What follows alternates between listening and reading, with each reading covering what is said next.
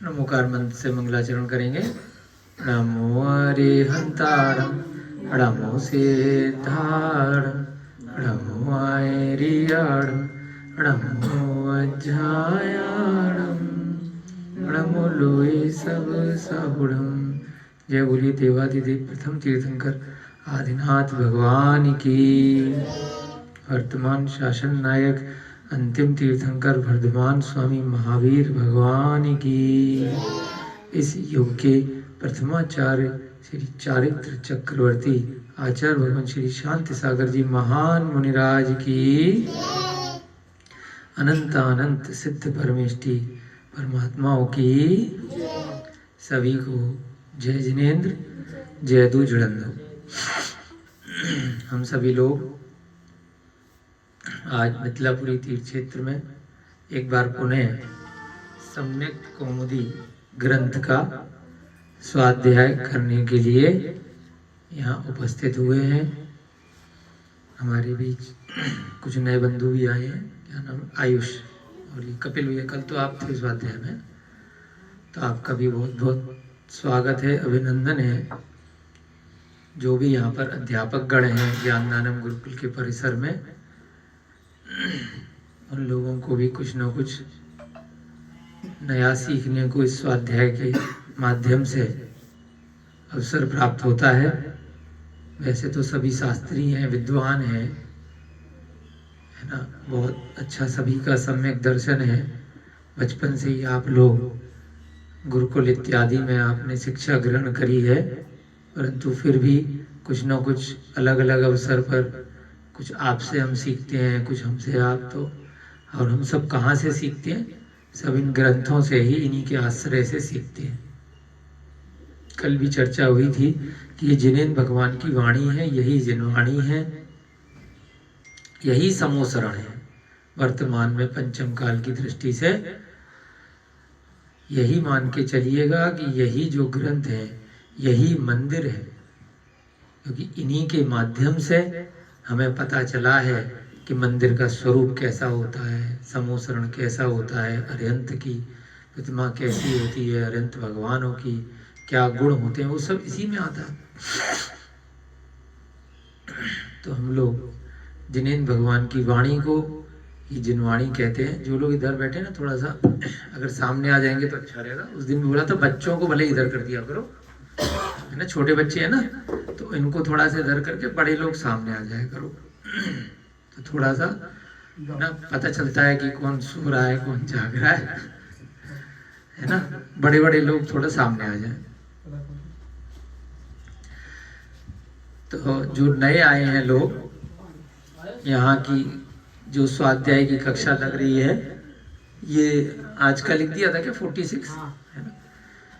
तो इसकी अब तक की जो भी वीडियो है हमारे काजल दीदी वगैरह ने अपलोड की हुई है यूट्यूब पर भी। तो जिन लोगों को रुचि है पहले की कक्षाएं सुन सकते हैं, नहीं तो ग्रंथ से क्या कहानी निकली है वह पढ़ सकते हैं। स्वयं से स्वाध्याय करेंगे 10-15 दिन 20 दिन में आपका आराम से हो जाएगा। लेकिन जब कक्षा के माध्यम से करते हैं तो कुछ अन्य विषय भी आ जाता है, उसमें बीच बीच में जो शब्दों का प्रयोग हुआ है तो वो कौन से स्थान है, कौन सी जगह है, कौन सी क्या बात चल रही है, थोड़ा बहुत इधर उधर दूसरे ग्रंथों के आश्रय से कुछ ना कुछ उसको अपन एक्सप्लेन कर लेते हैं, तो विषय थोड़ा रोचक बन जाता है, समझ में अच्छे से आता है ना। बाकी आप निरंतर अगर स्वाध्याय करते रहेंगे, एक ग्रंथ पूरा हुआ फिर दूसरा पढ़ा फिर तीसरा पढ़ा, तो आपका ज्ञान का क्षयोक्षम होता रहेगा, बुद्धि विकास होती रहेगी और चीज़ें एक दूसरे से लिंक करके समझ में अच्छे से स्वतः भी आ जाती हैं, है ना। 4 प्रकार के अनियोग होते हैं, आप लोगों को तो शास्त्रीय पता होगा। कौन कौन से अनियोग होते हैं आयुष जी? बैठ के बता दो। हाँ, बहुत सुंदर, उनके लिए ताली बजाओ। नए आए हैं और बहुत अच्छा इनका ज्ञान है। प्रथमानियोग, चरणानियोग, द्रव्यानियोग और करणानियोग। तो सभी चारों अनियोग एक दूसरे से जुड़े हुए रहते हैं।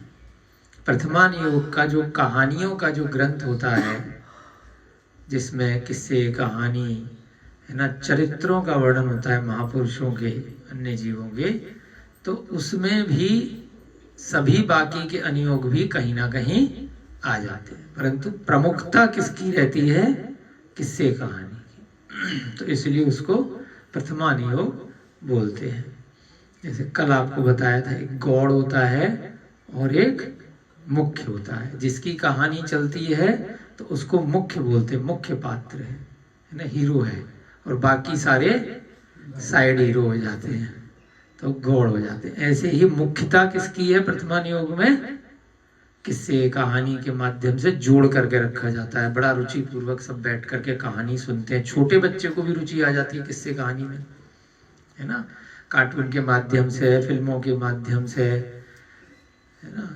पहले कॉमिक्स चला करती थी तो बच्चे भी बड़े अच्छे से रुचि से पढ़ लेते थे, बाकी चीजें नहीं पढ़ते हैं, तो उसके माध्यम से कुछ गूढ़ विषय बता दिए जाते हैं। जैसे छोटे बच्चे को बुखार हो गया, खांसी हो गई, जुकाम हो गई, तो कड़वी दवाई खाएगा कोई? क्यों? तुम्हें कभी तबीयत खराब हुई है? क्या नाम है इस लड़की का? नहीं आई? हाँ, तो कभी कड़वी तबीयत खराब हुई है तो कोई दवाई कड़वी होती है तो खाने का मन करता है? अगर वो उस दवाई को गुड़ के अंदर डाल के दे दिया जाए, टॉफी के अंदर छुपा करके दे दिया जाए और पता ही ना चले तो खा लोगे? टॉफी भी चली गई और दवाई भी चली गई तो काम हो गया। तो प्रथमानुयोग वो टॉफी कहलाती है ना, कि उसमें किस्से कहानी के माध्यम से बीच में जो शास्त्र का गहन विषय है, जो मुख्य उद्देश्य है, जो वैराग्य प्रधान, जो मोक्ष मार्ग के लिए जो मुख्य तौर से बातें हैं, बीच बीच में कहीं ना कहीं डाल दी जाती है। ऐसे ही धीरे धीरे आगे बढ़ते बढ़ते फिर द्रव्यानुयोग, चरणानुयोग और गहन विषय करणानुयोग भी आते हैं। परंतु प्रथमानुयोग के जो ग्रंथ हैं वहीं से हम ये सम्यक कौमुदी पढ़ रहे हैं, क्योंकि जब कभी हर तरह की लोग बैठे हैं तो वहां पर गूढ़ विषय डायरेक्ट नहीं रखे जा सकते। अब सीधे तत्वार शुद्ध लोग के बैठ जाओ तो सबके समझ में नहीं आएगा, द्रव्य संग्रह सबके समझ में नहीं आएगा, तुलय प्रणति सबके समझ में नहीं आएगा, वो फिर कुछ ही लोगों की समझ में आएंगे, कर्मकांड इत्यादि, है ना। इसमें क्या है कि बीच बीच में जो चीज आएगी तो जिसके समझ में नहीं आ रही है तो कोई बात नहीं, आगे बढ़ जाओ, जिसके समझ में आ रही है तो उसके लिए रुक करके उसको समझा दिया जाता है। परंतु साधारण तौर पे प्रथमानुयोग के जो ग्रंथ हैं, बच्चे को, महिलाओं को, बूढ़ों को, युवाओं को, सबको समझ में आ जाते हैं, रुचि बनी रहती है। जैसे कोई फिल्म है ना, 2.5-3 घंटे की पिक्चर देखने जाते हो तो उसमें भी बहुत सारी चीजें बच्चों को समझ में नहीं आती है, लेकिन फिर भी पूरी फिल्म देख लेते। किसी को खाली गाने समझ में आ रहे हैं, है ना, किसी को मारधाड़ समझ में आ रही है ना, किसी को राजा महाराजा, किसी को भक्ति, किसी को भजन। उस फिल्म में अपने अपने से रिलेट करके जो 400-500 लोग हॉल में बैठे हैं, जिसको जो चीज 2.5 घंटे में समझ में आई उसको वो चीज उसने पकड़ ली। तो ऐसे ही ये जो सम्यक कौमुदी जैसे ग्रंथ हैं प्रथमानुयोग के, और भी बहुत सारे बड़े ग्रंथ, छोटे ग्रंथ हैं, जिसको जो समझ में आए उतनी बात ग्रहण कर ले, उससे भी कल्याण हो जाएगा, नहीं तो उस मार्ग पे धीरे धीरे रुचि बन जाएगी। तो यहाँ पर राजा श्रेणिक की कथा चल रही है। राजा श्रेणिक से ही सारी कथाएं शुरुआत होती हैं इस पंचम काल में, क्योंकि भगवान महावीर से पहले के जितने 23 तीर्थंकर गए उनके बारे में भी किसने बताया है? अभिषेक जी, हमें अभी आपको किसने बताया कि ये तुम्हारे मम्मी पापा हैं, ये माता पिता हैं? तुम्हारे माता पिता तुमको किसने बताया? माता पिता जब तुम थोड़े बड़े हो गए कि हम तुम्हारे मम्मी पापा हैं, हम तुम्हारा पालन पोषण करके बड़ा कर रहे हैं, हम तुम्हें स्कूल भेज रहे हैं, हम तुम्हारे कपड़े दिलवा रहे हैं, हम तुम्हारी शॉपिंग करा रहे हैं, या दादा दादी घर में ही किसी ने बताया ना। अभी जो है, अच्छा घर में तुमने दादा परदादा और पुराने लोगों की फोटो लगी देखी, उसके बारे में किसने बताया? जो है ही नहीं, जो तुमने कभी देखे ही नहीं। वही माता पिता या घर वाले जो अभी है, उन्होंने नहीं बताया ना पिछले भूतकाल। तो ऐसे ही वर्तमान काल की दृष्टि से जितना भी भूतकाल निकल गया, उसके बारे में किसने बताया? भगवान महावीर की वाणी से आया, गौतम गणधर ने उसको बताया। तो राजा श्रेणिक ने ही सबसे ज्यादा प्रश्न इस काल में पूछे। हमारी तुम्हारी तरह बस थोड़ा एक बढ़िया राजा थे, राजा श्रेणिक, तो वो प्रश्न पूछते थे।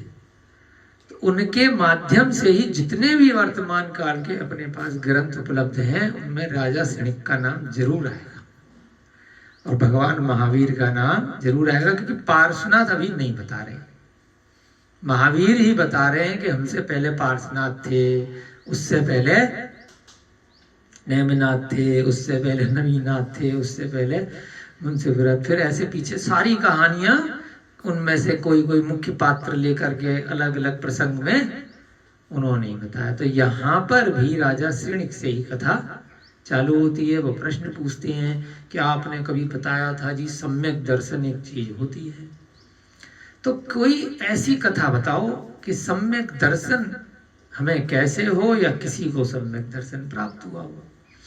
तो उसके लिए उन्होंने अरहद दास सेठ की कथा भगवान की दिव्य ध्वनि से आई।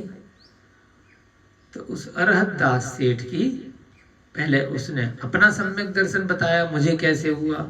फिर उसकी 8 पत्नियां थी, तो उनमें एक एक से पूछा। मित्रसिद्धि ने बताया और अब चंदन श्री बता रही है। तो चंदन श्री अपनी कथा बता रही है। वहां पर उसने बताया कि मुझे सम्यक दर्शन कैसे हुआ। तो उसके सामने की एक घटना उसने देखी सुनी, तो वो उसको बता रही है। हम लोग भी उसको पढ़ रहे हैं, हमारे भी भाव क्या पता बन जाए, हमें भी कभी ऐसा कोई जाति स्मरण हो जाए, कोई अवधि ज्ञान हो जाए कि अरे ये तो मेरे सामने की घटना है, तो हमारा भी वह सम्यक दर्शन पक्का हो जाएगा।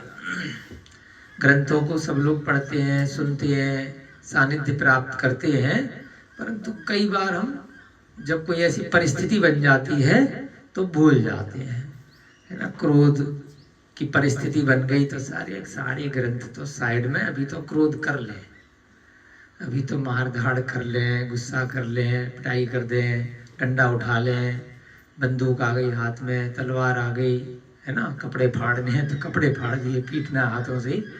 तो ग्रंथ की बातें तो बस क्लास में ही अच्छी लगती है। तो जब कोई निमित्त बन गया, प्रसंग आ गया, तो उसको हमने सब साइड में कर दिया। तो यहाँ पर जो ग्रंथ हैं वो बार बार आपको ये बता रहे हैं कि ग्रंथ से अपने को सीखना है, और जब कभी ऐसा प्रसंग आ जाए वहां याद करना है कि वहां मुझे अपने को नियंत्रित रखना है। कभी भी राह चलते में ऐसी परिस्थिति बन गई, कभी परिवार में ऐसी परिस्थिति बन गई, कभी व्यक्तिगत रूप से धन उतार चढ़ाव की ऐसी परिस्थिति बन गई, तब शांत परिणाम हमें कैसे रखने हैं, उन उदाहरणों से हमें सीखना है जिन सम्यक दृष्टि लोगों के साथ भी हमसे भी ज्यादा बुरा हुआ, कि उसने उस समय क्या किया था और उसको क्या अच्छा या बुरा फल प्राप्त हुआ। तो मैं भी अपने ऊपर वह एक्सपेरिमेंट करके देख लूं।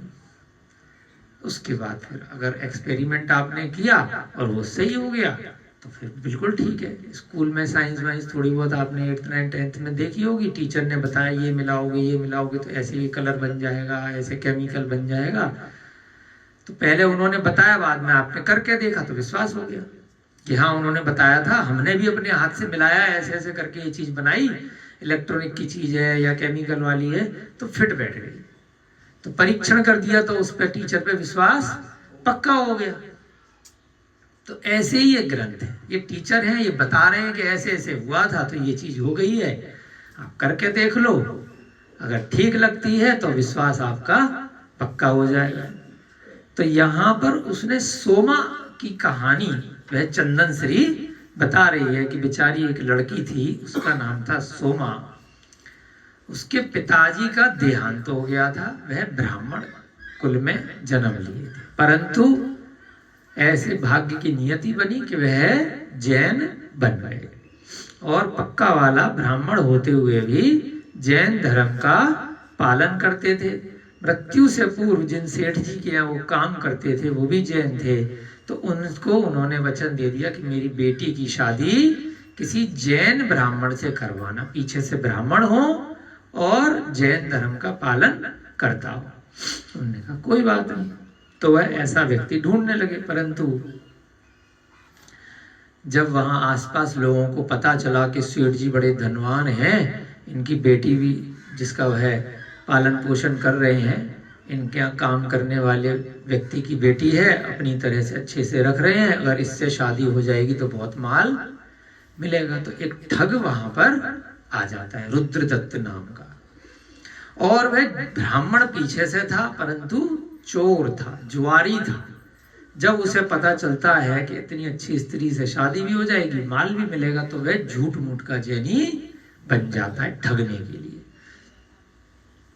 एक महाराज जी के पास जाकर के जो जैन श्रावक की विधियां होती हैं वो जाकर के सीख लेता है, कैसे आहार लेना है, कैसे ब्रह्मचारी बनना है, कैसे प्रतिक्रमण करना है, कैसे स्वाध्याय करना है, 4-5 चीजें बड़ी बड़ी नौटंकी सीख लेता है। और उसके बाद जाकर के सेठ जी को इम्प्रेस कर देता है। सेठ जी अपने यहाँ का जो भक्त था सोमदत्त, उसकी बेटी सोमा का विवाह उस चोर जुआरी से इम्प्रेस होकर के कर देती है। परंतु वह अपने रूप में आ जाता है। अब टारगेट पूरा हो गया, शादी हो गई, माल मिल गया, अब अपने नॉर्मल उसमें आ जाओ, अपने वेश में आ जाओ। उसके बाद वो पहले से ही शादीशुदा था एक वैश्या के साथ, उसी के पास जाकर के रहने लगता है और इसको परेशान करके छोड़ देता है माल वाल लेकर के। अब यहाँ पर इतना बुरा उस सोमा के साथ हो जाता है, सेठ जी उस सोमा के साथ क्षमा याचना करते हैं कि मेरे निमित्त से, मेरी वजह से बेटा तेरी शादी मैंने गलत जगह करवा दी। परंतु वह सोमा सती इतना अच्छा उसका सम्यक दर्शन है, वो कहती है कि हे पिताजी, मुंह बोले पिताजी हो गए उसके जब पिताजी नहीं रहे, आपकी इसमें कोई गलती नहीं है, ये मेरे ही किसी इस जन्म के या पूर्व जन्म के पाप कर्म का उदय है। तो यहाँ इस लाइन से, इस प्रसंग से हमें मुख्यतः सीखना है कि हमारे जीवन में कभी भी ऐसी कोई परिस्थिति बने, हमारे माता पिता के निमित्त से कुछ बुरा हो गया, हमारे भाई बहन के निमित्त से, हमारे पुत्र इत्यादि के मित्र से, व्यापार में आपके पार्टनर से, या फिर आपके किसी ग्राहक से, या जिससे आपने माल खरीदा है विक्रयकर्ता से, किसी से भी कोई भी गलती हो गई, सरकार से, मंत्री से, अधिकारी से, राह चलते बहुत सारे लोग आपको मिलेंगे, है ना, संस्था में काम करने वाले अन्य लोगों से, तो कोई भी गलती किसी दूसरे ने नहीं करी है। बहुत गूढ़ विषय अब यहाँ पर आ रहा है कि जो भी कुछ घटित हो रहा है प्रत्येक जीव के साथ, मेरे साथ हो रहा है, अगर मुझे किसी कारण से कष्ट हो रहा है, रुपए पैसे की दिक्कत है, कोई कार्य संचालन में दिक्कत आ रही है, कहीं पर भी कोई बाधा उत्पन्न आ रही है, तो मेरे ही किसी पिछले जन्म के अंतराय कर्म का उदय आ रहा है। इनको कोई परेशानी आ रही है, टाइम पे तनख्वाह नहीं मिल रही है, तो ऐसा नहीं है कि मैंने नहीं दी, इनका भी उसमें कोई ना कोई कर्म का उदय है। सामूहिक रूप से निमित्त बनता है और एक उपादान होता है। निमित्त कोई बन गया तो उसका कोई दोष नहीं है। चाहे बच्चे निमित्त बने, चाहे पत्नी निमित्त बनी, चाहे कोई भी व्यक्ति निमित्त बन गया, किसी से एक्सीडेंट भी हो गया, आपसे आप राह चलते गाड़ी से जा रहे हो, पैदल जा रहे हो, दूसरे व्यक्ति ने एक्सीडेंट कर दिया, वो केवल निमित्त बना है। आपका एक्सीडेंट होना था, है ना, आपके अपने कर्म के कारण से कि आप वहां पहुंचे, वहां ऐसी घटना हुई, वो तो बेचारा निमित्त बन गया, तो उसके पीछे नहीं पड़ना है।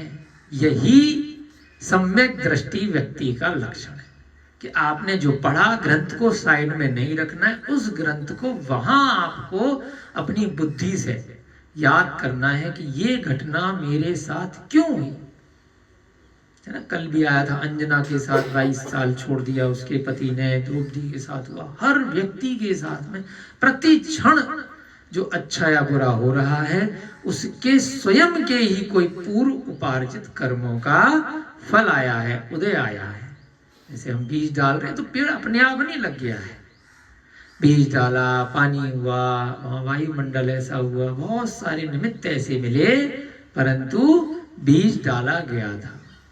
तो ऐसे ही सोमा सती क्या कह रही है अपने पिताजी से कि मेरे ही कोई ऐसे पूर्व उपार्जित कोई कर्म है जिनका यह उदय है और यह कलयुग है, वहां ऐसे लोग मिलते रहते हैं।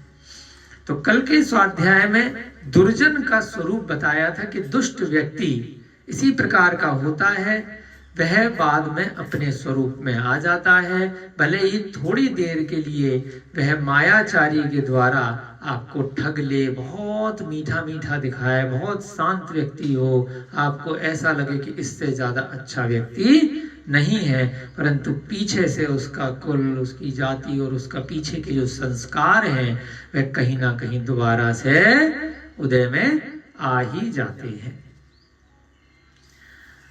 लक्ष्मी का फल दान है, शास्त्र पढ़ने का फल शांति है। अब शास्त्र पढ़ा तो बाद में समता आनी चाहिए, शांति आनी चाहिए। अगर शास्त्र के बाद भी आपको कषाय आ रही है तो आप फिर खाली बस दिखाने के लिए पढ़ रहे हैं, अंदर से आपको उसकी अनुभूति अनुभव कुछ भी नहीं हो रहा है ना। गुणपाल सेठ के द्वारा कहे हुए इन पूर्वोक्त वचनों को सुनकर, है ना, दोनों का संवाद बताया था कि सोमा ने भी अच्छी अच्छी बातें कही, जैन धर्म के प्रति अपना श्रद्धान बताया, इधर सेठ जी ने भी। अब दोनों इस प्रकार से संतुष्ट हो गए कि सोमा के मन में मेरे प्रति यानी कि सेठ जी के प्रति कोई दुर्भावना नहीं है कि मुझे मेरे पिताजी तुमने फंसा दिया, तुमने ये कर दिया, तुमने मेरे से बिना पूछे मेरी शादी तय कर दी, है ना, अब तुम ही इसके दोषी हो जाता है ना कि आजकल लव मैरिज और अपने हिसाब से लड़ाई झगड़े घर में खूब होते रहते हैं। लड़का लड़की कहते हैं कि हमें इनसे शादी करनी है, घर वाले कहते हैं इनसे करनी है, खूब युद्ध होता है, फिर भाग जाते हैं छोड़ छाड़ के, है ना। तो सब पूर्व उपार्जित कर्मों के कारण से ही ऐसा होता है। ऐसे जब एक दूसरे के संवाद दोनों में हुए तो सोमा को पिताजी ने क्या कहा कि बेटा अब कोई बात नहीं, है ना, तुम्हारे जैसे कर्म थे, ये लो कुछ पैसे रखो और इससे अच्छे से दान पूजा इत्यादि करना और धीरे धीरे समता भाव से अपना समय निकालना, किसी को कोई दोष मत देना, किसी प्रकार का कोई विरोध मत करना, कोई कोर्ट कचहरी के चक्कर मत लगाना, कोई केस मत करना कि पहले से शादी थी वैसा के पास जाता था और हमें ठग लिया, जिहाद कर लिया, लव जिहाद, ये वो, ऐसा कोई चक्कर मत करना। कुछ धन लो और अच्छे से जिनेंद्र भगवान की पूजा अर्चना में अपना समय व्यतीत करो। तो उस पैसे से सोमा ने क्या किया, उस धन से सबसे पहले एक जिनेंद्र भगवान का मंदिर बनवाया, है ना, छोटा सा मंदिर जैसे यहाँ पर है। तो अगर आप अपने इच्छा से भाई कुछ पूजा अर्चना करना चाहते हो, जहाँ कोई अवरोध ना हो, परेशानी ना हो, जाने आने की बाधा ना हो, कोई टोका टाकी लोग करते हैं, कषाय आ जाती है ना, तो इससे अच्छा थोड़े से पैसे इकट्ठे हुए अपने आसपास अपनी जमीन पे शांति से चाहे छोटी सी मूर्ति लगा करके मंदिर बनवा लो और शांति से अपना अपने हिसाब से करो।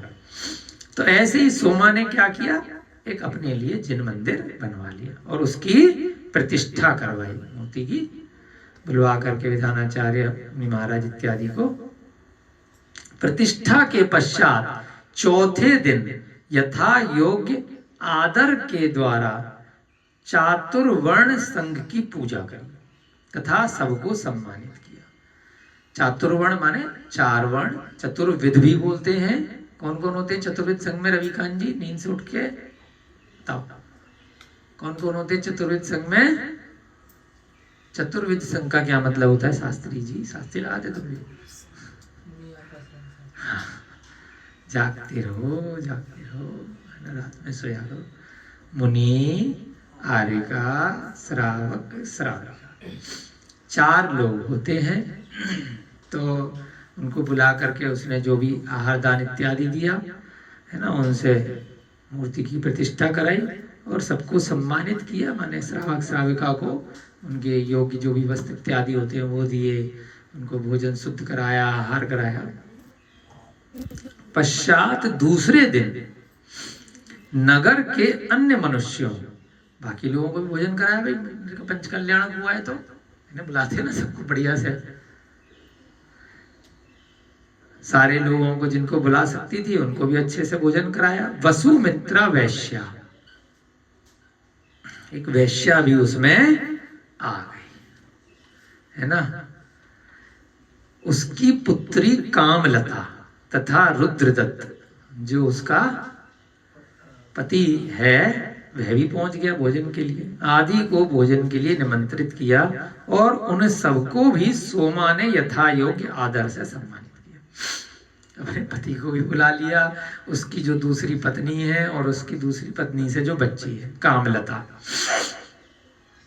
उनसे भी कोई भी विरोध नहीं किया। जब सब जनता को बुला रहे हैं तो जिसको जानते हैं, क्या करते हैं, मैसेज देखा आजकल व्हाट्सएप पे, जिसको जानते हैं यार, चाहे आए नहीं आए, कौन सा जा के घर में कार्ड बांटना है, मिठाई का डिब्बा देना है, तो जितने में फोन में होते सबको इनविटेशन दे देते।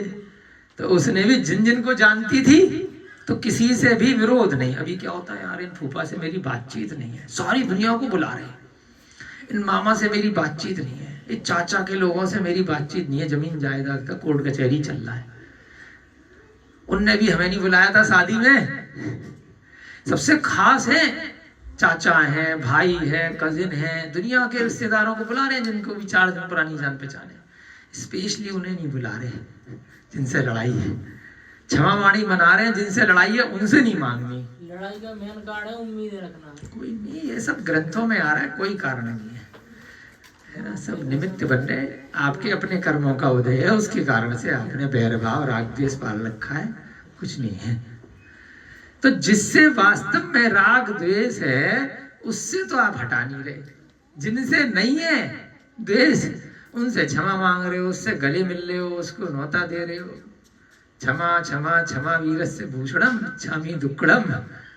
और जिनसे है इससे बात नहीं करनी है, इसी से तो है, इससे ये सामने नहीं आ जाए क्षमा वाणी पे भी, इससे न बात करनी, न फोन करना, न बुलाना, न क्षमा मांगनी, क्योंकि उससे तो मेरी लड़ाई है, बाकी तो किसी से है ही नहीं, तो बाकी सबसे मांग लो, क्या फर्क पड़ा है।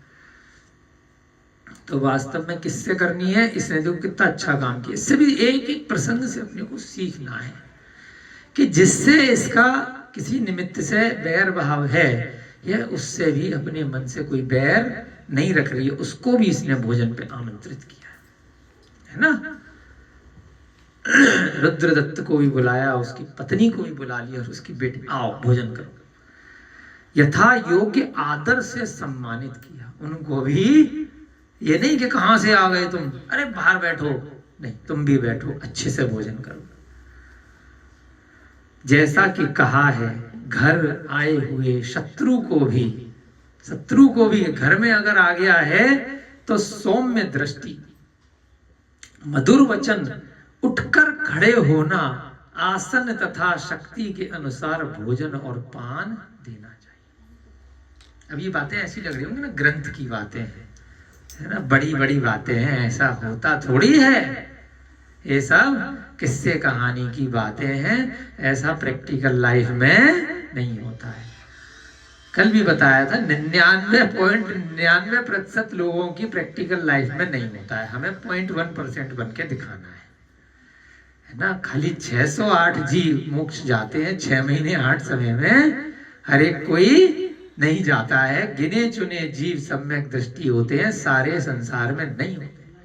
अरे सब रात में खा रहे हैं, रेस्टोरेंट में देखो आलू प्याज लहसुन कितना चल रहा है, नॉन वेज की जितनी दुकानें हैं, कितनी भीड़ लगी, सारी दुनिया तो खा रही, कौन नहीं खाता है केक पेस्ट्री, डायलॉग, सब तो खा रहे हैं, ब्रेड नमकीन दुनिया भर का खाना। अगर हम खाना बंद कर देंगे तो इन सब की दुकानें बंद हो जाएंगी, है ना।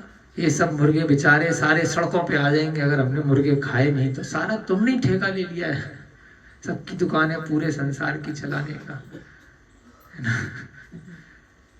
ऐसे ऐसे लोग चर्चा करते हैं, इतने मुर्गे हो जाएंगे, इतने बकरे हो जाएंगे अगर नहीं खाएंगे तो। इतना चीजें बन रही हैं, काय के लिए बन रही हैं? तो भैया अपने को नहीं करना है, अपन वो 0.001% में मान लो अपने को, तो आपका कल्याण हो जाएगा, सारा संसार नरक जाएगा। तो तुम भी पीछे पीछे जाओ, फिर कहना सारी भीड़ जो करके आ रही थी सब वहां पे दोस्ती निभाना नरक उत्तरीयंच गति में बैठ करके।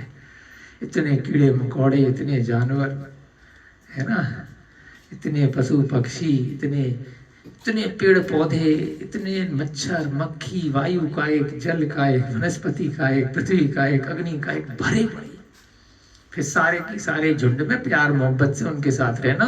सब खाते थे रात में, सब खाते थे मांसाहार, सब करते थे कषाय, खूब दोस्ती निभाना उनके साथ, है ना, कि सब खा रहे हैं हम भी खाएंगे। तो यहाँ सबकी बात, गिनती के लोग हैं, गिनती की बात हो रही है, गिनती के लोग हैं जो वीडियो सुनेंगे, गिनती के लोग हैं जो स्वाध्याय पढ़ रहे होंगे ग्रंथों के माध्यम से, गिनती के लोग हैं। 150 करोड़ जनसंख्या होने वाली है भारत देश की, गिनती की पीछे है, 1000-1500 के बीच में, है ना, गिनती के हैं। कितने हो गए? 1000 भी लगा लें या 1500 भी लगा लो, 125 करोड़ जनसंख्या का 1000 कितना आया है? 1000 डिवाइड बाई 125 करोड़ करके देख लेना, 0.0001 कितना आया। और बाकी सारे जैन श्रावक, जितने जैन धर्म में पैदा हो गए वो जैन श्रावक नहीं है, जैन कुल में पैदा हुए हैं पिछले भवों के अच्छे कर्म के कारण से, तो वो श्रावक नहीं है। श्रावक कौन है? जो अणुव्रती है ना, जिन्होंने 12 व्रत ले लिए, श्रद्धावान, विवेकवान और क्रियावान भी हो गए, अब उन्होंने कुछ व्रत ले लिए, श्रावक के ऊपर आ गए। फिर जो मुनि महाराज बन गए, माताजी इत्यादि बन गए, तो है उत्तम श्रेणी के श्रावक हो गए, 11वें प्रतिमाधारी, या फिर महाव्रती हो गए, मुनि महाराज बन गए। तो यहाँ पर किनकी बात हो रही है? इस लाइन से अपने को सीखना है। और 0.001% जो भैया जी ने बोला, अगर ये काम आप करते हो, जो सोमा ने किया, कि शत्रु भी घर आ जाए तब भी उसको सौम्य दृष्टि से देखना, कोई बात नहीं, मधुर वचन बोलने हैं, डंडा लेकर के उसके पीछे पीछे भगाना नहीं है, उठकर खड़े होना है। अगर शत्रु भी आ जाए कोई बात नहीं, उसको भी आसन देना है, बैठ जाओ, और शक्ति के अनुसार भोजन पान देना है। भोजन करेंगे आप, है ना, वो मना कर दे तो बात की बात है, फिर भी जल तो लीजिए। वो क्या, नहीं भाई साहब, अरे कुछ नहीं मिला के खिलाएंगे, चिंता मत करो। आपको डर लग रहा होगा, है ना, शत्रु से क्या बोलेंगे कि शत्रु को पानी की पूछा, उसे डर लगे, पता नहीं जहर मिला के खिला दे, क्या खिला दे। अरे भाई साहब कुछ नहीं खिलाएंगे, हम ऐसे नहीं है ना, जल ग्रहण कीजिए, आए हैं शांति से बैठ के बात कीजिए। सज्जन गुणहीन जीवों पर भी दया करते हैं। सज्जन व्यक्ति कैसा है? सज्जन और दुर्जन में क्या फर्क है?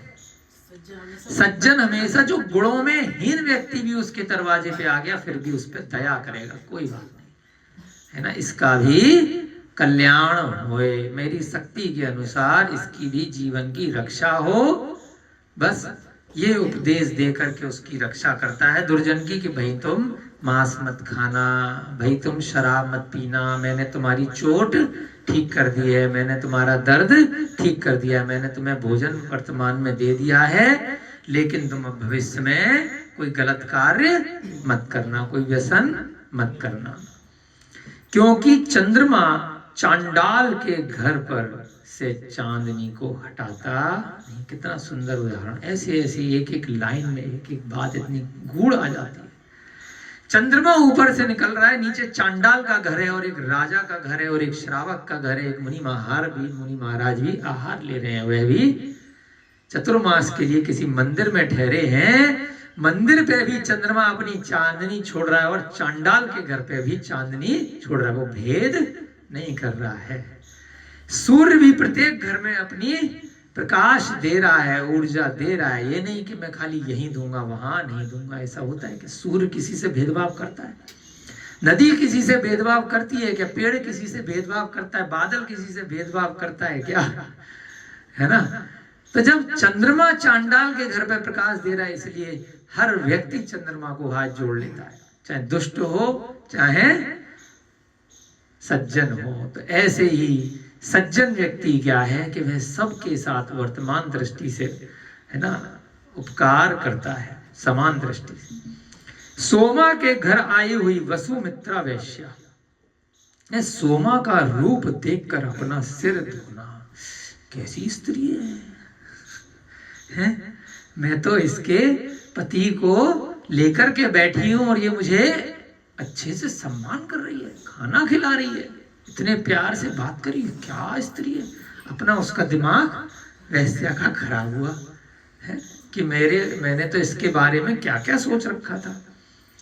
वह विचार करने लगी, वो वैश्या वसुमित्रा, अहो सोमा ऐसी सुंदरी है, कितनी सुंदर है, कितनी रूपवान है, कितनी गुणवान है। यदि रुद्रदत्त किसी तरह इसमें आसक्त हो जाएगा तो हम लोगों का जीवन कैसे चलेगा।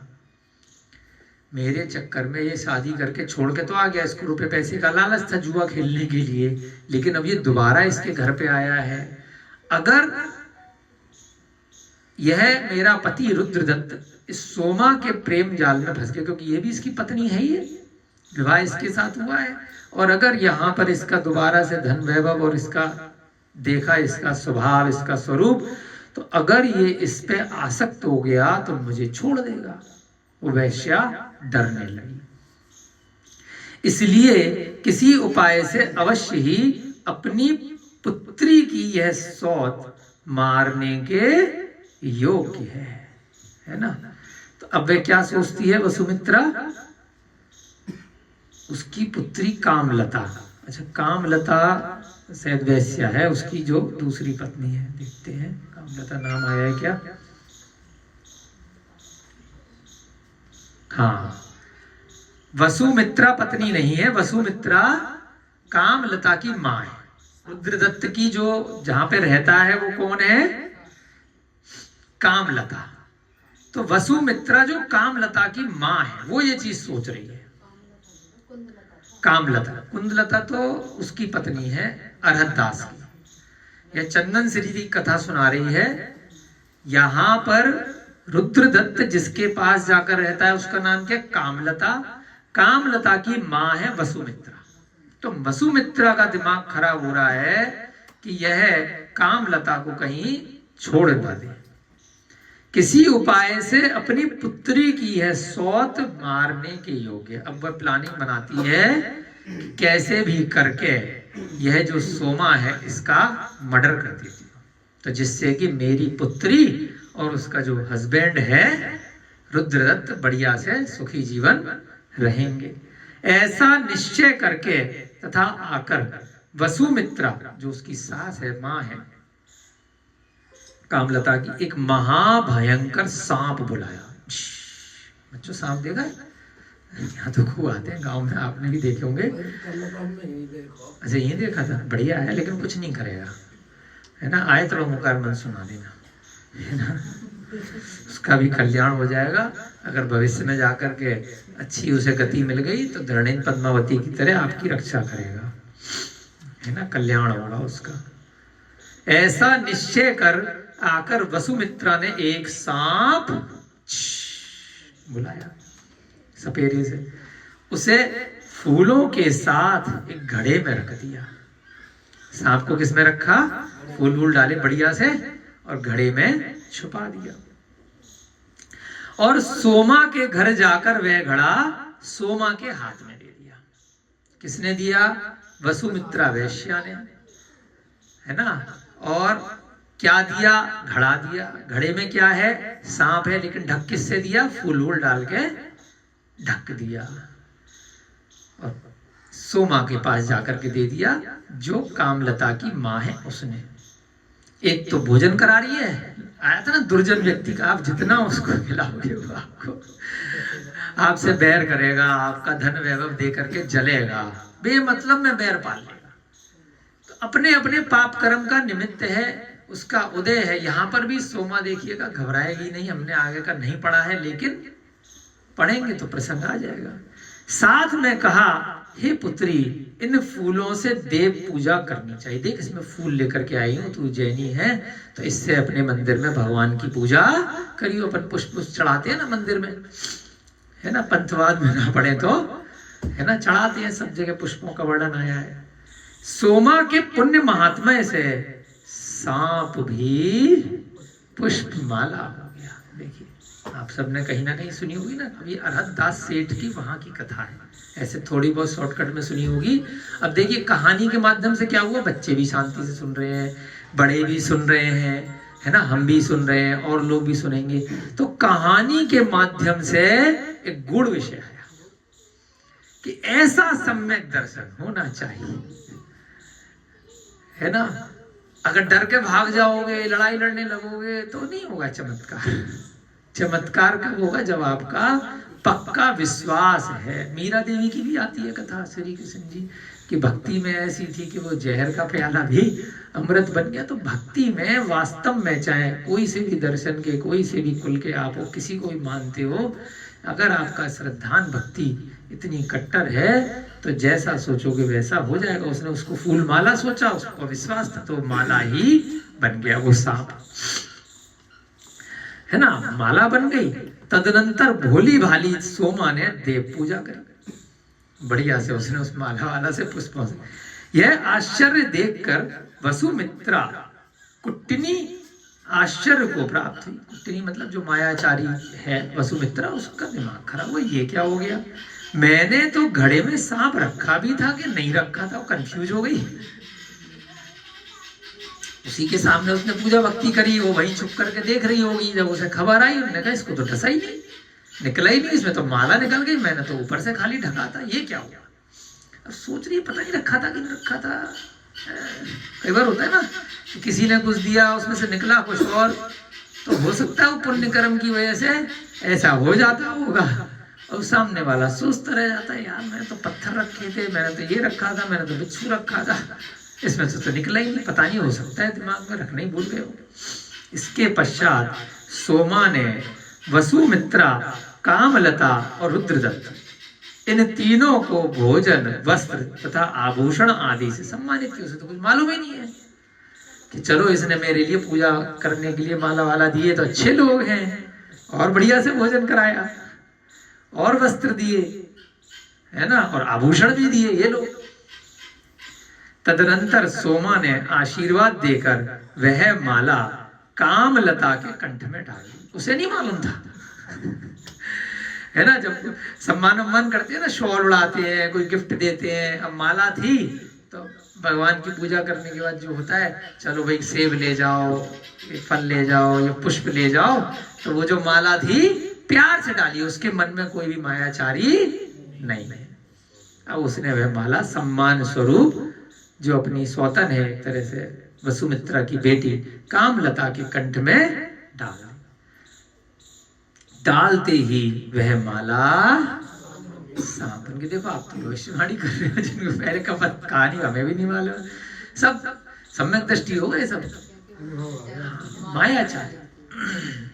सांप ने, है ना, जैसे ही वो माला कंठ में डाली, वापस से वह सांप बन गई। सांप ने उसे कंठ में डस लिया। अब गड़बड़ी कौन कर रहा है, वसुमित्रा कर रही है ना। डस किसको लिया, जिसके चक्कर में पड़ी, जिससे वह पृथ्वी पर गिर पड़ी। इसके पश्चात अपनी पुत्री की वैसी अवस्था देखकर वसुमित्रा कुट्टिनी ने रोकर माला और सांप को घड़े में रखकर राजा के आगे कहा। अब वो जल्दी से डंडे वंडे से उठा करके सांप को वापस घड़े में करवा लिया, और फिर राजा के पास उस घड़े को लेके गई। हे देव, गुणपाल की पुत्री सोमा ने मेरी पुत्री कामलता को मार डाला। अब राजा के पास गई ढिंढोरा लेकर के कि भाई इन्हें जो है आप इसको दंडित करो, इसने मारा। इसके पश्चात राजा ने क्रुद्ध होकर सोमा को बुलवाया। बुलाओ भाई। अपने घर पे लोगों को भोजन के लिए बुलाती है, देव पूजा का ढोंग रचाती है, और लोगों को सांप से डसवा दिया। सोमा राजा की आज्ञा है भाई, चली गई। चलो राजा ने पूछा, रे दुष्टे, तूने बिना कारण ही कामलता को क्यों मारा? जब तेरा कोई लेना देना नहीं, तूने क्यों मारा उसको? सोमा ने कहा, देव, मैंने नहीं मारा, मैं तो जैन ही हूं। जैन धर्म दया से युक्त है। जीवों का घात करने से प्राणियों को नरक आदि का दुख होता है। भले ही किसी ने कितना भी बुरा किया हो, फिर भी मैं जैन धर्म का पालन करने वाली हूँ। और एक भी जीव, मैं तो चींटी भी नहीं मारती, मैं तो जमीकन भी नहीं खाती, मैं तो रात्रि भोजन नहीं करती, छोटे छोटे जीवों की रक्षा करती हूँ। और मैं पंचेंद्रिय प्राणी, मनुष्य, स्त्री, उसको क्यों मारूंगी? मैंने नहीं मारा, मैं तो दयावान हूँ। क्योंकि मुझे मालूम है कि जीवों का घात करेंगे तो मुझे नरक आदि के दुख भोगने पड़ेंगे, और जीवों की रक्षा करने से स्वर्ग आदि का सुख मिलेगा। अगर मैं बचाऊंगी तो स्वर्ग मिलेगा, मारूंगी तो नीचे नरक जाऊंगी। इसलिए सुख के इच्छुक मनुष्य को सूक्ष्म जीव का भी घात नहीं करना चाहिए। अब उसी कहानी के माध्यम से बीच में एक गुड़ विषय डाल दिया। अब आप सीख लो इस पैराग्राफ से। अगर किसी को, दुश्मन को भी मारोगे तो वो तो मरा नहीं मरा, भाव करे तो तुम नीचे कंफर्म अपनी टिकट कटा ली है, बैठना डिब्बे में पड़ेगा, कभी ना कभी नरक त्रियंच जाना पड़ेगा। जीव की रक्षा का भाव कर लिया, रक्षा कर ली तो स्वर्ग जाओगे। तो ये है यहाँ पर एक सिद्धांत की बात बता दी कि ऐसा होता है। जो सुख के इच्छुक मनुष्य हैं, जो सुख चाहते हैं, क्या करें? अरे मेरे को सुख नहीं मिल रहा, मैं गरीब हूँ, मुझे रुपया पैसा नहीं है, मेरा ये नहीं वो नहीं, मैंने किसी का क्या बिगाड़ा है, हल्ला काटते रहते हैं। क्या क्या बिगाड़ा क्यों नहीं है? रात में 10-10, 11-11 बजे मच्छर मक्खियों के साथ में खाना बना रहे हो, खा रहे हो, किसी का बिगाड़ा नहीं बिगाड़ा, असंख्यात जीवों को मार रहे हो, घात कर रहे हो, है ना? इतना निष्प्रयोजन अनंत जीवों की हिंसा कर रहे हो, बार बार पंखा, ट्यूबलाइट, अग्नि जला रहे हो, कूड़ा कचरा जला रहे हो, छोटी छोटी चीजों में, जो जाने अनजाने में हम कितने जीवों का घात करते रहते, अनर्थ दंड, है ना? बेमतलब में हम चीजें बहा रहे हैं, तोड़ फोड़ कर रहे हैं, जिनका कोई कार्य नहीं है। जला जला के छोड़ दिया, लोगों को देखा है, ऐसी आग लगा रहे हैं, कितने जीव जल रहे हैं उसमें, है ना? पूरे खेत जला देते हैं टाइम पास, कूड़ा कचरा इकट्ठा किया, वहां कितने छिपकली, कितने कॉकरोच, कितने मच्छर मक्खी, बिना प्रयोजन के आग लगा के, अरे मजा आ रहा है। बस अभी दिवाली गई, ठीक है, वो एक चल रहा है कि इस धर्म का त्योहार है, उसका विरोध करने के लिए कुछ लोग मना कर रहे हैं पटाखे, तो इसलिए हम छुड़ाएंगे ही छुड़ाएंगे। अरे किसी के चक्कर में वो खाली सरकार ने बैन किया तो हम छुड़ाएंगे, उसने मना किया उस धर्म वाले ने तो छुड़ाएंगे, वो एनजीओ मना कर रहा है तो इसलिए छुड़ाएंगे। तो छुड़ा तो तुम रहे लड़ाई झगड़े में, नरक कौन जाएगा, है ना? पैजबाजी में छुड़ा रहे, कितने असंख्यात जीवों को मार रहे बेमतलब में, कोई आनंद नहीं मिल रहा है, दिखाने के लिए कि मैंने इतने घंटे तक पटाखे छुड़ाए, कि 4 घंटे तक छुड़ाए, 10,000 रुपए के फूके के 50,000 के पूछे अड़ोसी पड़ोसी मेरा नाम होगा।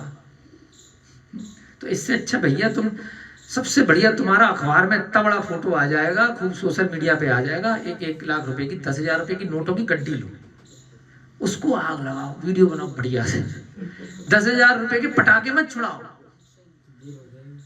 है ना? 10,000 रुपए के आग लगाओगे तो सब जगह फेमस हो जाओगे, हाँ इसने पैसे जलाए। फेमस ही तो होना है आपको सारे मोहल्ले में। काहे के लिए पटाखे जलाते हैं? क्योंकि पटाखे जलाने का आनंद नहीं है कि मैंने इतनी लंबी लड़ी जलाई, इसका आनंद है कि कितने लोगों में कल मेरी वाई वाई हुई कि मैंने 1000 पटाखे की जलाई, कि मैंने 10,000 की जलाई, कि मैंने 100 की जलाई 1 घंटे से।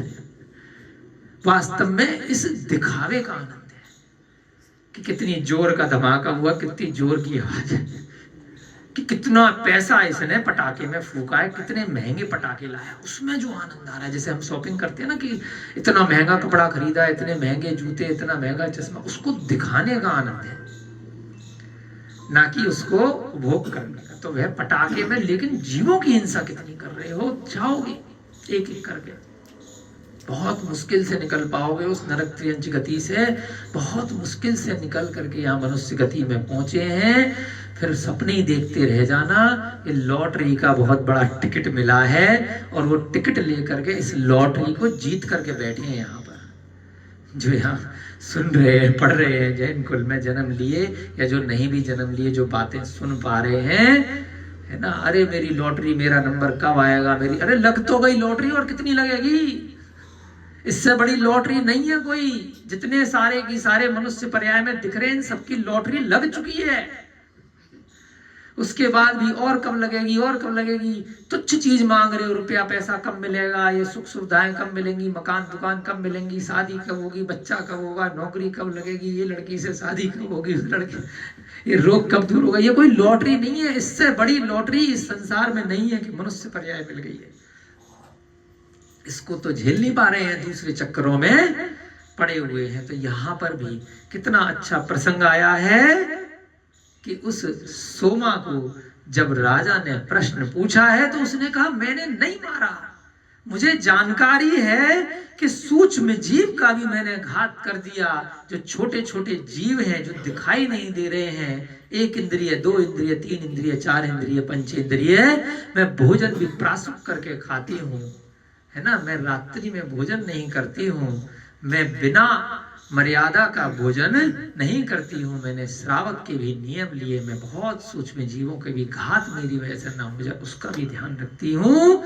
तो मैं स्थूल जीवों की हिंसा कैसे कर सकती? स्थूल माने होता है बड़े जीव, 2 इंद्रिय से ऊपर के जो दिखाई दे रहे हैं, लट, उसके बाद पिपील माने चींटी, फिर भ्रमर यानी कि मच्छर मक्खी, और फिर पंचेंद्रिय जीव जो हमारे अभिषेक जी बैठे हैं, जैसे विनय जी बैठे हैं, हम सब बैठे हैं, ये सब क्या है? मनुष्य पंचेंद्रिय हैं, जानवर इत्यादि। तो मैं उनका घात कैसे कर सकती हूँ? तो मैं कामलता को कैसे मार सकती हूँ? मैंने नहीं मारा। पाप से दुख और धर्म से सुख होता है।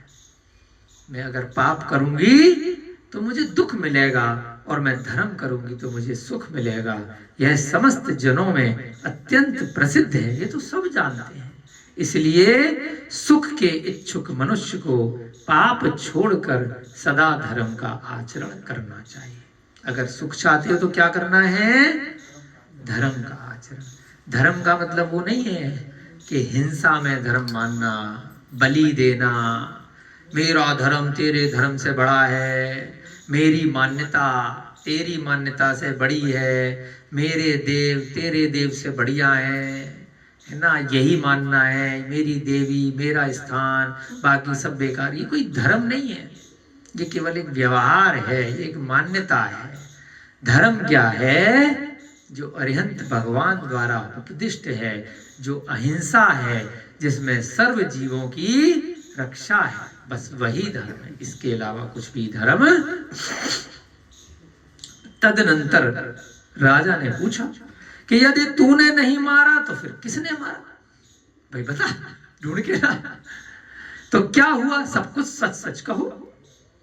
इसके पश्चात सोमा ने पहले का समस्त वृतांत राजा के आगे कह दिया कि मेरी जीवन की ये कहानी है। तदनंतर राजा ने वसुमित्रा की ओर मुख करके देखा। बताओ भाई, वसुमित्रा बैठी है, इधर सोमा बैठी है ना। तो राजा ने क्या देखा? पहले सोमा की कहानी सुनी और उसके बाद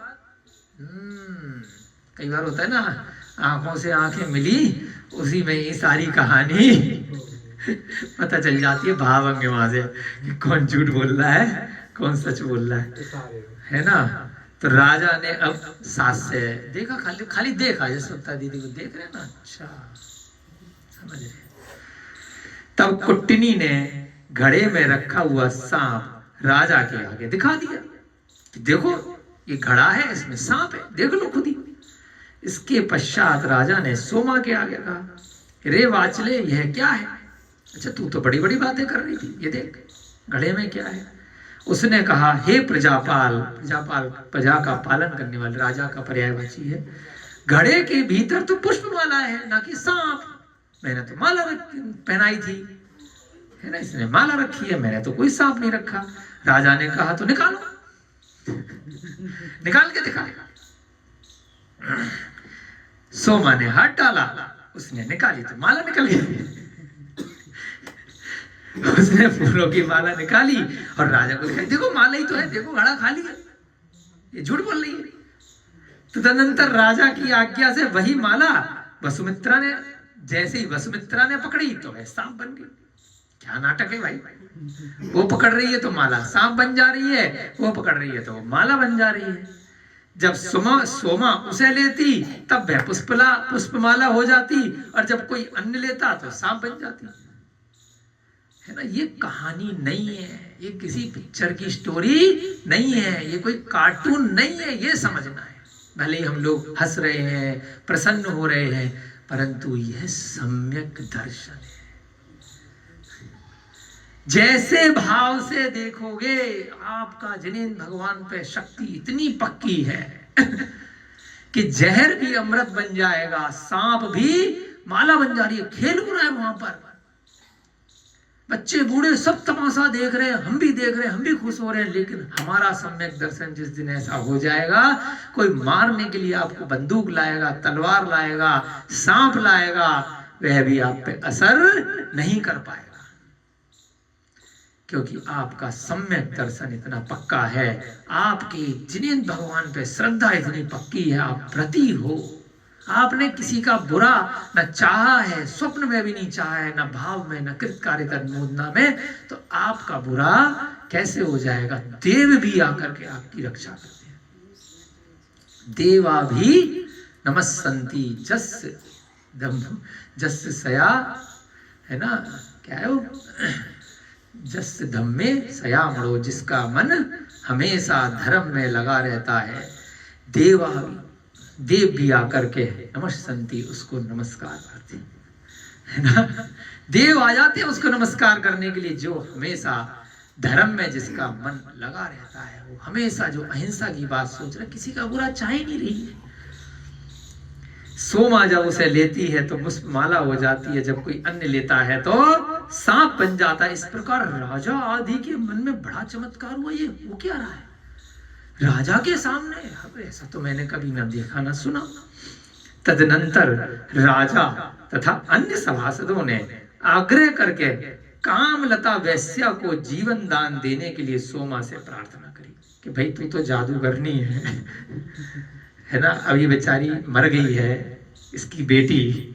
अब राजा हाथ जोड़ रहा है कि देख कुछ कर ले, है ना। उस बेचारी ने कुछ नहीं किया तो उसको जिंदा करके देख, अगर तेरे से हो जाए तो। राजा ने उससे प्रार्थना की कि जीवन दान दे दे। इन सब के वचन सुनकर अब सोमा ने जिनेंद्र भगवान की स्तुति करी, नमोकार मंत्र का ध्यान किया, पंच परमेष्ठी का ध्यान किया। समस्त सुर असुरों के नायक, सर्व सुखदायक श्री जिनेंद्र देव को हृदय कमल में विराजमान किया कि हे प्रभु, मेरे ऊपर ये विपत्ति आई है कि लोग मेरे को कुछ मायाचारी समझेंगे, कोई जादूगरनी समझेंगे, पर जीव का घात करने वाला समझेंगे। मेरी ऐसी कोई भी इच्छा नहीं है कि मेरी वजह से किसी भी जीव का घात हो। उस बेचारी ने तो कुछ भी नहीं किया, इसकी माँ ने किया है।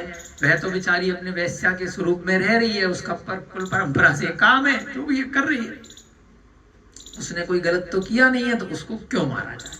तो जिनेंद्र प्रभु से उसने सच्चे मन से ध्यान किया, अपने हृदय कमल में विराजमान कर उसने अपने हाथ से कामलता का शरीर छुआ, जो मृत शरीर था उसका, वहीं पर लेकर के आई होगी कि भैया देखो इसने मार दिया है और ये मटके में सांप है, जिससे वह विष रहित होकर खड़ी हो गई, छूते, है ना। तो इस घटना को अपने को कोई कहानी नहीं समझना है, ये सोचो कि ये स्टोरी मेरे सामने चल रही है, ये कोई फिल्म यहाँ स्क्रीन पे चल रही है।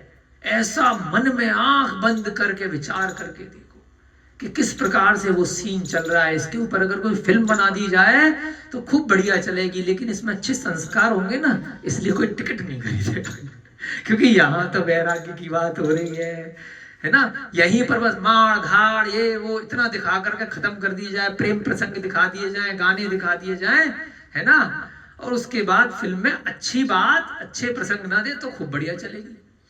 और जैसे ही आगे जाकर के वैराग्य, जिनेंद्र भगवान की पूजा, भक्ति, ये आ जाए, अरे तो इससे बढ़िया भैया कम लोग ही देख रहे हैं, अच्छा है। ज्यादा भीड़ के चक्कर में मत पड़ो। बहुत लोग कहते हैं जिन्हें भगवान में इतनी अच्छी अच्छी कथाएं, इतनी अच्छी चीजें, तो जानने वाले कम क्यों है? जानने वाले कम है तभी तो बचा हुआ है। ज्यादा भीड़ होगी तो खिचड़ी बन जाएगी, कचूमन निकल जाएगा धर्म का। सारे लोग आ जाएंगे, सब अपने अपने हिसाब से इसमें चीजें मिक्स कर देंगे, है ना। जिसकी जो मन करेगा वो इसमें अपनी चीजें जोड़ता चला जाएगा, है ना। कुछ का कुछ हो जाएगा, इनने कुछ का, उनने कुछ का, उनने कुछ का, सब गुड़ का गोबर बन जाएगा। तो इसलिए जितने हैं उतने ही ठीक है। खाली छूने से हुआ है, देखो ऐसा उसका जिन्हें भगवान के प्रति श्रद्धा महात्मा है ना। हमारे साथ भी हुआ, कोरोना का टाइम चल रहा था, बहुत तेज अचानक से हमें बुखार आ गया एकदम से। हमें मैडम ने चेक किया तो 4 बुखार। दूसरे वीक में पहले वीक में हमारे दांत में कुछ हो गई थी प्रॉब्लम, तो उस टाइम की बात है। कोरोना दूसरा पहले का, तो पहले में ही शायद बहुत तेज एकदम बुखार आया। तो सब कोरोना में सब डॉक्टर सब बंद थे, पर जिन्हें भगवान का नाम लिया, मैडम ने बुखार चेक किया 4 बुखार। मतलब प्रैक्टिकल हमारे साथ होके चुका है, हमें खुद नहीं मालूम कैसे हुआ। शक्ति रहती है भगवान के। खाली मुश्किल से 5 मिनट ध्यान लगाया उस बुखार में, उसके बाद मैडम ने बुखार चेक किया, नीलबटा सन्नाटा, एनर्जी आती है। एक माला पूरी भी नहीं पड़ी। हमने कहा भाई साहब हमें जिन्हें भगवान पे श्रद्धि है, भक्ति है, सब डॉक्टरों की दुकान बंद है, हम पटना आए हैं, हम ना दवाई खा रहे, हम ना कुछ खा रहे, हमें ना बाजार जाना ना कुछ करना। जो माना उसके लिए सही, जो नहीं माना उसके मुश्किल से 5 मिनट हुए, उसके बाद उन्होंने हाथ देखा, इतना घबरा गई मैडम, पता नहीं अब रात में बाहर कहाँ जाएंगी, ना कुछ जानती थी। यहाँ नहीं रहते थे, इंदिरापुरम रहते थे तब, किसी को जानती न रहे। 5 मिनट बाद उन्होंने चेक किया, बुखार का नाम निशान नहीं। हमारे साथ खुद हुआ है इसलिए बता रहे हैं। श्रद्धा, बस अपने भगवान पर श्रद्धा करो, इसके अलावा तुम्हें ना कोई औषधि लेनी है ना। कहाँ मतलब कभी हमें जीवन में इतना बुखार हुआ नहीं, 101 से ऊपर एक बार ही हुआ 20 साल में, उसके बाद ना पहले हुआ था ना बाद में हुआ था कुछ। हमारा प्रैक्टिकली हमें चेक करना होगा कि भाई कितना पक्का श्रद्धान है कि नहीं है। तो ऐसे ही आप लोगों को कभी हो तो पक्का फायदा भी इसी को होता है जिसको श्रद्धान होगा। श्रद्धान है तो ये आप प्रैक्टिकल कर सकते हो। अभी शुरू में आपको बताया ना कि कहीं टीचर से सुना, कहीं ग्रंथ पे सुना, कहीं का देखा सुना, उसने ऐसा किया था, करके देखो। जब आपके ऊपर ऐसा अवसर आए तब भागना नहीं है, डरना नहीं है, घबराना नहीं है, उस समय करके देखो। ज्यादा से ज्यादा क्या होगा, है ना। तब भी मर रहे थे, तब भी मर जाओ, है ना। कोई विपत्ति आ गई है, कोई संकट आ गया, तब भी तो जाना ही है। इससे अच्छा श्रद्धान करके देख लो, क्या पता अगर यह श्रद्धान सच्चा हुआ तो उस विपत्ति से निकल जाओगे, और उसके बाद तो ऐसा श्रद्धान हो जाएगा कि फिर वह अडिग हो जाएगा, स्थायी हो जाएगा। अब उसके छूने मात्र से वह कामलता विश्व रहित होकर के खड़ी हो गई। ठीक ही है, श्री जिनेंद्र देव के स्तवन से क्या क्या सिद्ध नहीं होता है ना। आपका समय हो रहा है, बस 5 मिनट में ये पैराग्राफ खत्म कर लेंगे तृतीय कथा का जल्दी जल्दी से, और फिर कल इसका आपको दोबारा से जैसे शुरू में बताते हैं ना, जिससे कि याद आ जाए कल की कथा में क्या हुआ था। फिल्म आते हैं ना डेली, जो डेली सोप वाले नाटक आते हैं, फिर भी 5 मिनट बताते हैं ना, जिससे कि कुछ नए लोग जुड़े हैं, कुछ भूल गए हैं। पूरे 24 घंटे 23 साढ़े 23 घंटे दूसरी चीजें कर ली तो भूल गए ना कल क्या हुआ था, तो वो बता देंगे। तो इसलिए अब थोड़ा थोड़ा सा आगे की कथा पढ़ेंगे, फिर कल रिपीट कर लेंगे, तो आपको पक्का हो जाएगा। जिनेंद्र भगवान की स्तुति करने पर विघ्नों के समूह शाकिनी, भूत और सर्प नष्ट हो जाते हैं तथा विश्व निर्विष्टता को प्राप्त हो जाता है। अरे सब कर रहे हैं, कुछ होता तो है नहीं है, रुपया पैसा इतने दिनों से मांग रहे हैं, हो ही नहीं रहा, परेशानी दूर ही नहीं हो रही है। विश्वास नहीं है इसलिए नहीं हो रही है। विश्वास करो, पक्का होगी, सारा की सारा विघ्न दूर हो जाएगा। भूत पिशाच शाकिनी डाकनी, है ना, रोज शांति धारा पढ़ रहे हैं फिर भी नहीं हो रही है। अरे विश्वास करके एक दिन पढ़ लो, सर्प नष्ट हो जाएंगे, और निर्विष्टता जो सर्प है उसका विष समाप्त हो जाएगा। तदनंतर कामलता को विष रहित देखकर आश्चर्य से परिपूर्ण राजा ने अभय दान देकर वसुमित्रा कुट्टनी से पूछा कि चल भाई अब सच सच बता दे, तेरे को पहले अभयदान दे दिया, तेरे को कुछ नहीं करेंगे। मैं भी कई बार बोलना पड़ता है, भाई देख ये चीज हो गई है, तेरे को कुछ नहीं करेंगे, तू बता तो दे। शंकर जी कितनी मुश्किल से बताते हो ना, कभी जांच पड़ताल करते हैं तो 1 घंटे बैठ करके विश्वास जगाना पड़ता है, तेरे से कुछ नहीं कहेंगे भाई, तू बता दे किसने किया था, तूने बता दे। तो पहले अभयदान देना पड़ता है, वचन देना पड़ता है, तेरे को इसकी सजा नहीं मिलेगी, तू सच सच बता, मैंने वचन दे दिया। तो राजा ने पहले वसुमित्रा को बोल दिया, देख तेरे को मारेंगे नहीं, तू बता दे कि हुआ क्या था।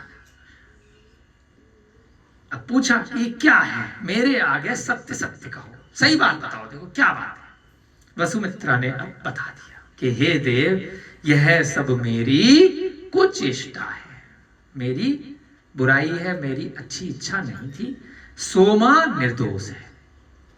इस प्रकार उसने पहले का सभी समाचार राजा के आगे कह दिया। जब सच बोल देता है तो कानून भी उसको माफ कर देता है। उसको बोलते हैं विटनेस हॉस्टाइल हो गया, मतलब कोई विटनेस है, कोई गवाह है, उसने कबूल कर लिया, उसने बता दिया है ना, तो बाद में उसको नेता भी बना दिया जाता है ना। पूलन देवी थी ना, उसको जब उसने अपना जुर्म मान लिया, भैया तू मंत्री बन जा, विधायक बन जा, मंत्री बन जा। आसाम नागालैंड में बहुत सारे आतंकवादी आत्मसमर्पण कर दिए, सच सच बता दो भाई, तुमको छोड़ दिया जाएगा, अब तुमको सजा नहीं मिलेगी। तुमने अपने सच में देखो कितनी शक्ति है कि मैंने ये जुर्म किया, हिम्मत करो, विश्वास करो दूसरे का। उसने, अब वो दूसरा व्यक्ति विश्वासघात कर रहा है तो भाई उसके ऊपर है। आपने विश्वास करके अगर सच बता दिया तो आप कम से कम अपने एक जो बोझा लेकर के घूम रहे थे उससे निवृत्त हो गए। नहीं तो एक झूठ के लिए आप दूसरा बोल रहे, फिर तीसरा बोल रहे, फिर जो खत्म ही नहीं हो रही है कहानी, तो खत्म करो और सच बोल करके निपटा दो।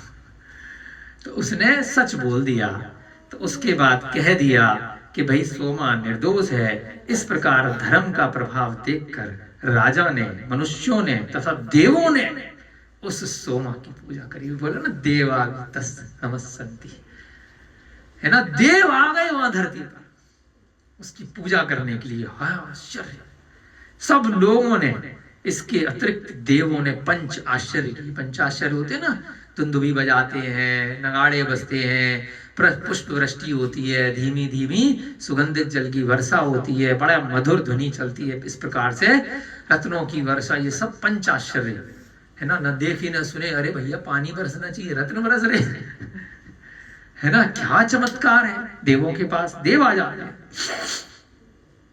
आश्चर्य से परिपूर्ण हृदय वाले लोगों ने कहा, अहो धर्म से क्या क्या नहीं होता है।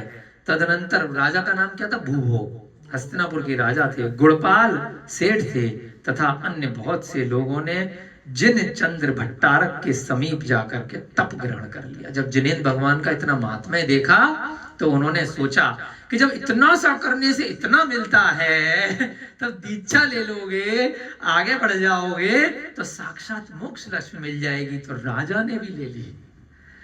गुणपाल जो सेठ जी थे कि भैया अब तो पता नहीं आयु कब पूरी हो जाए, बढ़ो आगे।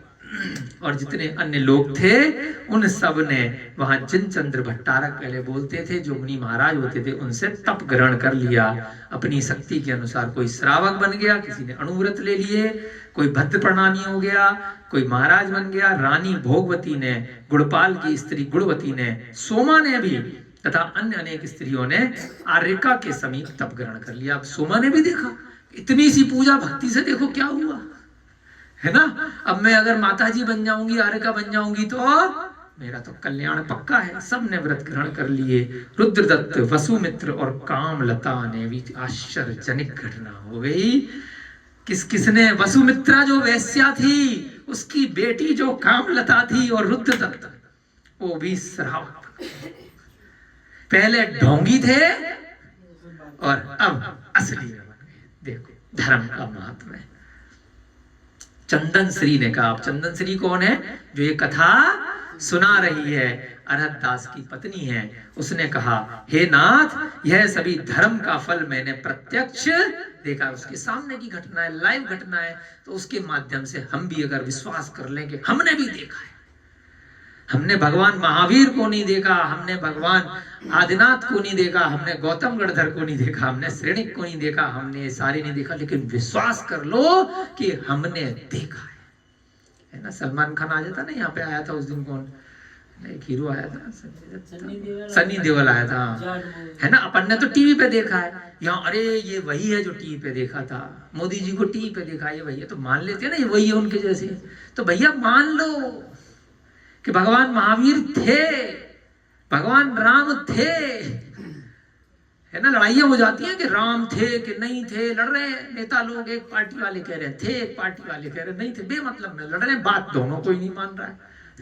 ना इनको भगवान राम की बात माननी है, ना इनको माननी है, एक दूसरे से लट बजा रहे हैं। पर कोई नहीं रहा भगवान राम कैसे थे, उनने क्या किया था, पर लड़ रहे कि मेरे थे कि तेरे थे। तो भगवान महावीर थे, राजा श्रेणिक थे, ये सारी कथाएं सत्य हैं, ये मान लो कि जैसे हम सबके सामने घटित हुई हैं। चंदन श्री ने कहा मैंने प्रत्यक्ष देखा है, इसलिए मेरा यह सम्यक दर्शन पक्का हो गया, उसी समय से मुझे सम्यक की प्राप्ति हो गई। अब सेठ जी ने कहा, ये कौन से सेठ, अरदास उसके पति, हे प्रिय तुमने जो देखा है उसकी मैं श्रद्धा करता हूं, क्योंकि मैं भी पक्का हूं और तुमने भी देखा है, तो मेरे को तुम्हारी कहानी भी पक्की लग रही है और मैं इसका रुचि रखता हूं और इच्छा करता हूं। कृतकार्य तदमोदना से बाकी जो और 7-8 पत्नियां, उनने भी कहा हाँ।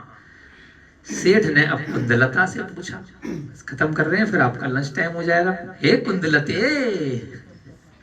ध्यान है ना, कुंदलता 8वीं पत्नी, सबसे छोटी, इसको विश्वास ही नहीं होता कोई भी इतनी सारी कहानी हो जाए, वो भी फिल्मी कहानी में घूम रही है।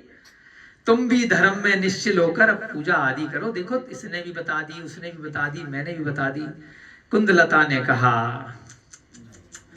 यह सब वृतांत असत्य है, तुम सब ढोंगी हो, सब मिल बांट करके आए हो, पहले से प्लानिंग करके सब मुझे लपेटने में लगे हुए हो, यह सब वृतांत असत्य है। उसके वचन सुनकर अब राजा वहां बैठा है ऊपर छज्जे पे, मंत्री वहां बैठा है, अपने मन में विचार किया, चोर बैठा है ना, एक चोर बैठा है, वो सब कहानी कोई चल रही है। एक रात की, एक पिक्चर आई थी, इस रात की सुबह नहीं, पूरी किताब हो जाएगी रात ही रात में। एक रात की घटना है, वो चोर बैठा है, वो राजा बैठा है, और इधर 8 उसकी पत्नियों की कहानियां चल रही है ना। कितनी बढ़िया कहानी बनाई है, देखो असलियत है। कुंदलता की जब बात, राजा को विश्वास हो गया, वो चोरी छुपे बैठा है। राजा और मंत्री कह रहे हैं अपने मन में, यह बड़ी पापनी है, चंदन श्री के द्वारा प्रत्यक्ष देखा गया धर्म का फल को भी अभी भी असत्य कह रही है। जो उसकी है ना, जो साथ की दूसरी पत्नी है, इतनी अच्छी कहानी सुनाई है, हमें विश्वास हो गया बैठे बैठे। अब तो प्रातः काल इसको गधे पे चढ़ाकर इसे नगर से निकालेंगे। ये मान ही नहीं रही है धर्म का महात्म्य। ये जबरदस्ती का धर्म नहीं है जैन धर्म, कि जो नहीं मान रहा तो जबरदस्ती नहीं मनवा सकते। यह भी सम्यक दर्शन में दोष है कि ये नहीं मान रहा, मैं मान रहा हूं। अन्य दर्शन वाले करते हैं ऐसा, पीछे पड़ जाएंगे कि मेरा राजा हूं, मेरा दर्शन ये है, मेरा धर्म ये, तू मान, क्यों नहीं मान रहा। तो जैन धर्म ऐसा नहीं कहता। अब राजा और मंत्री क्या कह रहे हैं, ये नहीं मान रही है, इसको गधे पे चढ़ा करके नगर से निकाले, पागल है, ऐसा नहीं आया धर्म में। चोर ने भी मन में कहा यह निंदक जन का स्वभाव है, इसका स्वभाव है ऐसा, कोई बात नहीं।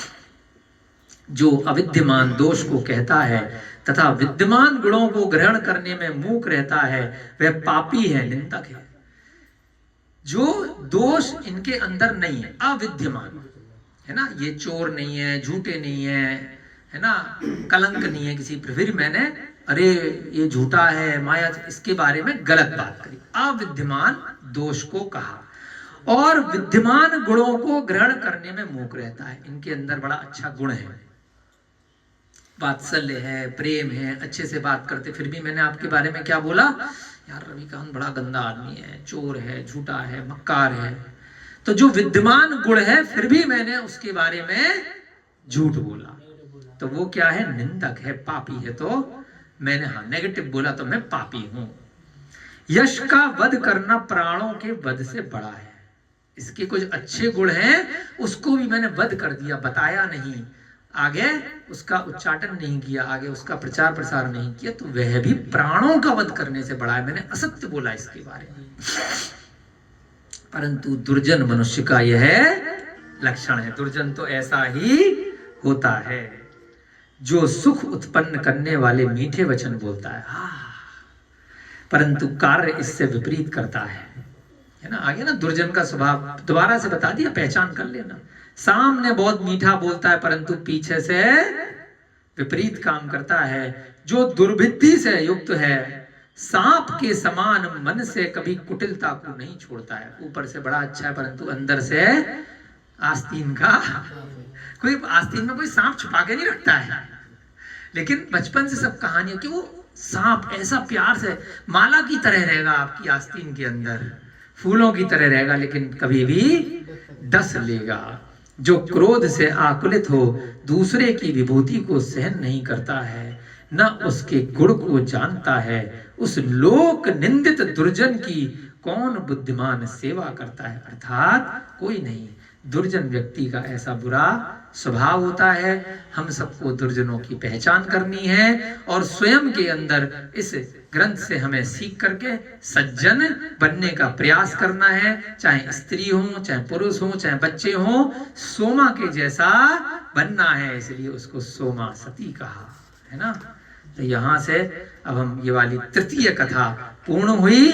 कल आगे देखते हैं कौन सी नई कथा यहाँ पर इस सम्यक कौमुदी ग्रंथ में चलने वाली है। हम सबका सम्यक दर्शन इसी प्रकार से और पक्का होता रहे, ऐसी मन में भावना के साथ में जय बोलिए महावीर भगवान की, जय बोलिए जिनेंद्र भगवान द्वारा उपदेशित जनवाणी की। सभी को जय जिनेंद्र, जय दु जुड़न दो।